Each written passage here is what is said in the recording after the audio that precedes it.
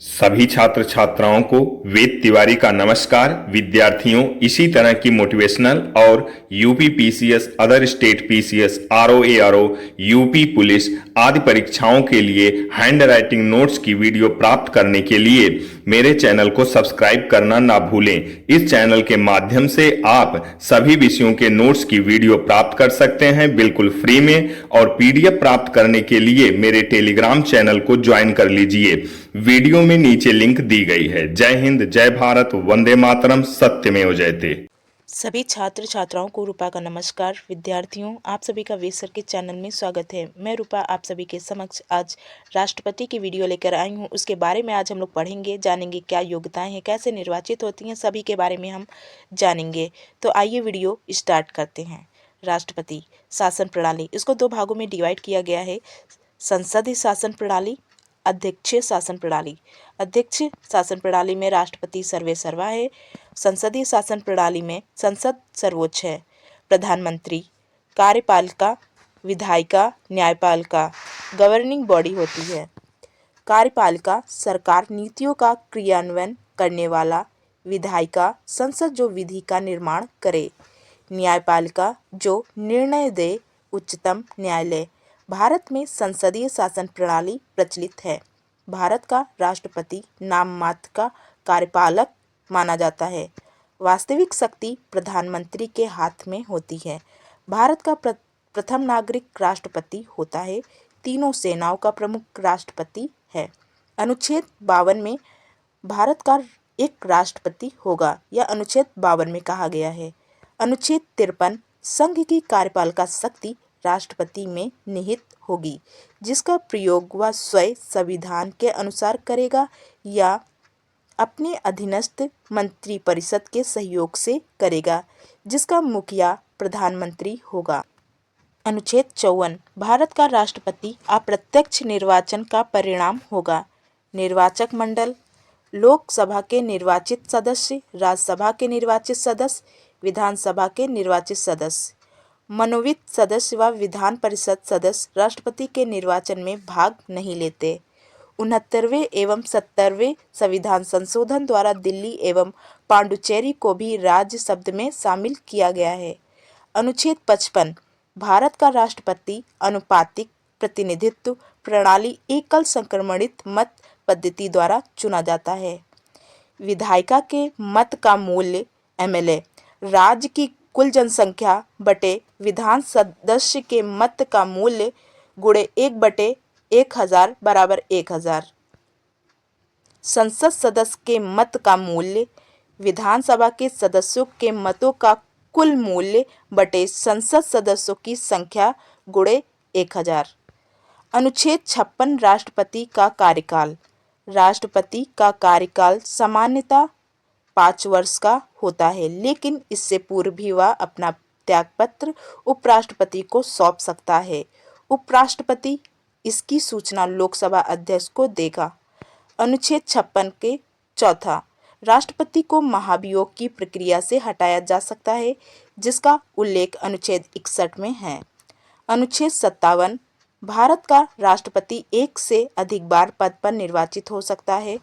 अनुच्छेद 58 राष्ट्रपति पद के लिए योग्यताएं, वह भारत का नागरिक हो, वह 35 वर्ष की उम्र पूर्ण कर चुका हो, लोकसभा सदस्य बनने की योग्यता रखता हो, किसी लाभ के पद पर ना हो। अनुच्छेद 59 राष्ट्रपति पद के लिए वेतन एवं भत्ते। राष्ट्रपति, उपराष्ट्रपति, राज्यपाल, उच्चतम न्यायालय न्यायाधीश का मुख्य न्यायाधीश, उच्चतम न्यायालय के अन्य न्यायाधीश, मुख्य न्यायाधीश, उच्च न्यायालय के अन्य न्यायाधीश, ये सभी के वेतन है। ये आप लोगों को करंट के हिसाब से पढ़ना होगा, इसलिए मैं इससे नहीं बता रही हूँ। तो आगे बढ़ते हैं। वेतन एवं भत्ते का निर्धारण संसद विधि बनाकर करेगी। अनुच्छेद 60 राष्ट्रपति के लिए शपथ का प्रावधान। भारत का राष्ट्रपति उच्चतम न्यायालय के मुख्य न्यायाधीश के समक्ष शपथ ग्रहण करता है। मुख्य न्यायाधीश के अनुपस्थित होने पर कोई भी वरिष्ठ न्यायाधीश उसे शपथ दिलाएगा। अनुच्छेद 61 संविधान के उल्लंघन करने पर भी महाभियोग चलाया जा सकता है। महाभियोग की प्रक्रिया संसद के किसी भी सदन से शुरू की जा सकती है। प्रस्तावना संकल्प के रूप में होना चाहिए। प्रस्तावना 14 दिन पूर्व सूचना के लिए लाया जा सकता है। प्रस्तावना 2/3 बहुमत से पारित किया जाएगा।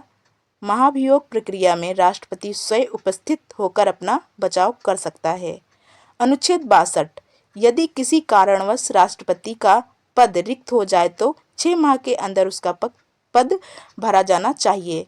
राष्ट्रपति का पद रिक्त हो जाने पर उपराष्ट्रपति राष्ट्रपति के रूप में कार्य करेगा। यदि उपराष्ट्रपति का पद भी रिक्त हो तो भारत का मुख्य न्यायाधीश राष्ट्रपति के रूप में कार्य करेगा। एम हिदायतुल्ला एकमात्र न्यायाधीश रहे हैं जिन्होंने राष्ट्रपति के रूप में भी कार्य किया है। अनुच्छेद 63, उपराष्ट्रपति। भारत का एक उपराष्ट्रपति होगा। अनुच्छेद 64, उपराष्ट्रपति राज्यसभा का पदेन सभापति होता है। अनुच्छेद 65, राष्ट्रपति का पद रिक्त रहने पर उपराष्ट्रपति राष्ट्रपति के रूप में कार्य करेगा। अनुच्छेद 66, उपराष्ट्रपति का निर्वाचन मंडल सिर्फ संसद सदस्य उपराष्ट्रपति का चुनाव करते हैं। संसद सदस्य, लोकसभा सदस्य, राज्यसभा सदस्य। अनुपातिक प्रतिनिधित्व प्रणाली, एकल संक्रमणित मत पद्धति। अनुच्छेद 66 का उपराष्ट्रपति के लिए योग्यताएं, वह भारत का नागरिक हो, वह 35 वर्ष की उम्र पूर्ण कर चुका हो, राज्यसभा का सदस्य बनने की योग्यता रखता हो, लाभ के पद पर न हो। अनुच्छेद 67, कार्यकाल 5 वर्ष। उपराष्ट्रपति अपना त्यागपत्र राष्ट्रपति को सौंपेगा। लोकसभा के साधारण बहुमत से ही हटाया जा सकता है। उपराष्ट्रपति के हटाने की प्रक्रिया राज्यसभा से शुरू की जा सकती है। अनुच्छेद 68, उपराष्ट्रपति का पद रिक्त होने पर 6 माह में भरा जा सकता है। अनुच्छेद 69, उपराष्ट्रपति के लिए शपथ का प्रावधान। अनुच्छेद 70, अन्य आकस्मिकताओं के चलते उपराष्ट्रपति राष्ट्रपति के रूप में कार्य करेगा। अनुच्छेद 71, राष्ट्रपति एवं उपराष्ट्रपति के निर्वाचन से संबंधित कोई भी विवाद होने पर इसका निर्णय उच्चतम न्यायालय करेगा। अनुच्छेद 72, राष्ट्रपति के क्षमादान करने की शक्ति।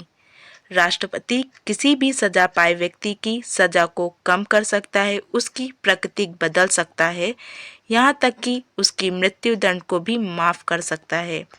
अनुच्छेद 73, राष्ट्रपति की कार्यपालिका शक्ति का विस्तार। नियुक्ति करने का अधिकार। उच्चतम न्यायालय के न्यायाधीश की नियुक्ति, मुख्य न्यायाधीश के परामर्श पर अन्य न्यायाधीशों की नियुक्ति। प्रधानमंत्री का मनोनयन, नियंत्रक एवं महालेख परीक्षण की नियुक्ति, CAG। महान्यायवादी की नियुक्ति। लोक सेवा आयोग के सदस्यों की नियुक्ति। अनुच्छेद 74, राष्ट्रपति के परामर्श हेतु एक मंत्रिपरिषद होगी। अनुच्छेद 75 खंड A, प्रधानमंत्री मंत्रिपरिषद का प्रमुख होगा। लोकसभा के बहुमत दल के नेता को राष्ट्रपति प्रधानमंत्री मनोनीत करेगा। प्रधानमंत्री का मनोनयन राष्ट्रपति द्वारा होगा। खंड सेकंड, मंत्रीगण राष्ट्रपति के प्रसाद पर्यंत अपना पद धारण करेगा। खंड थर्ड, मंत्रिपरिषद लोकसभा निम्न सदन के प्रति उत्तरदायी होती है। यदि सरकार लोकसभा में विश्वास मत खो देती है तो उसे नैतिकता के आधार पर त्यागपत्र दे देना चाहिए। खंड चौथा, मंत्रीगण के लिए शपथ का प्रावधान। खंड पांचवा, किसी भी व्यक्ति को 6 माह के लिए बनाया जा सकता है। खंड छठा, मंत्रियों के लिए वेतन एवं भत्तों का प्रावधान। अनुच्छेद 76, भारत का एक महान्यायवादी होगा। भारत सरकार का विधि परामर्शदाता का प्रथम विधि अधिकारी महान्यायवादी। महान्यायवादी देश के किसी भी न्यायालय में सुनवाई कर सकता है।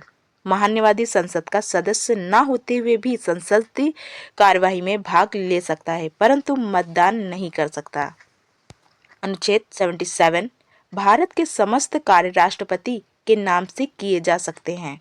अनुच्छेद 78, संघ की कार्यपालिका शक्ति का प्रयोग करने में राष्ट्रपति प्रधानमंत्री से परामर्श ले सकता है। राष्ट्रपति की आपातकालीन शक्तियां 3 में हैं। अनुच्छेद 352, 356, 360, अनुच्छेद 352 राष्ट्रीय आपात युद्ध बाह्य आक्रमण एवं सशस्त्र सैनिक विद्रोह होने पर राष्ट्रपति आपातकाल की घोषणा मंत्रिमंडल के परामर्श से कर सकेगा। अब तक 3 बार राष्ट्रपति आपात की घोषणा की गई है, 2 बार पाकिस्तान युद्ध के समय, 1 बार चीन के युद्ध के समय। पाकिस्तान से युद्ध का समय 1962-1976, चीन से युद्ध का समय 1965। आपातकाल स्थिति में समस्त अधिकार एवं शक्ति राष्ट्रपति एवं संसद में निहित हो जाती हैं। राज्य सरकारें भंग कर दी जाती हैं। राज्य सूची के विषय पर भी कानून बनाने का अधिकार संसद को प्राप्त हो जाता है। समस्त मूल अधिकार स्वतः निलंबित हो जाते हैं। अनुच्छेद 20-21 किसी भी दशा में निलंबित नहीं होता। अनुच्छेद 356 राष्ट्रपति शासन राज्यों में संवैधानिक तंत्र विफल होने पर राज्यपाल राष्ट्रपति शासन की अनुशंसा करता है। राज्यपाल की अनुशंसा पर ही राष्ट्रपति शासन लागू किया जाता है। अनुच्छेद 360 वित्तीय आपात का उपबंध भारत में अब तक एक भी बार वित्तीय आपातकाल की घोषणा नहीं की गई है। वित्तीय आपात से तात्पर्य यह है कि जब सरकार पूर्णतः आर्थिक रूप से कमजोर हो जाए। अध्यादेश जारी करने की शक्ति अनुच्छेद 123 यह राष्ट्रपति विशेषाधिकार है। इसे राष्ट्रपति का विधिक अधिकार कहा जाता है।